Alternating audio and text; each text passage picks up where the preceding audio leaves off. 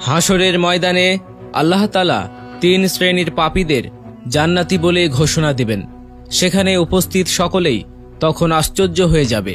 তারা ভাববে, এ কি হলো? এরা তো দুনিয়াতে সারা জীবন পাপ কাজ করে বেড়াতো, তাহলে আল্লাহ তাআলা কেন এদের জান্নাতি বলে ঘোষণা দিলেন? তখন সেই পাপীরা খুশিতে পাগল হয়ে তারা বেহেশতের দিকে ছুটবে।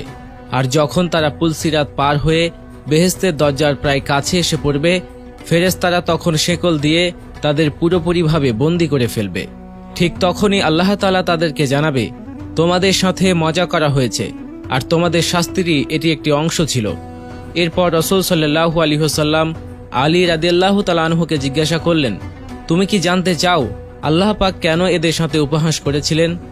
কারণ তারা 3 ধরনের গুনাহ করত। তার মধ্যে প্রথম হলো এরা হারাম জীবিকা অর্জন করত, দ্বিতীয়ত এরা সারা জীবন পাপের সমুদ্রে নিমজ্জিত ছিল, তৃতীয়ত এরা ছিল আল্লাহ দ্রোহিতার সবার চেয়ে উপরে।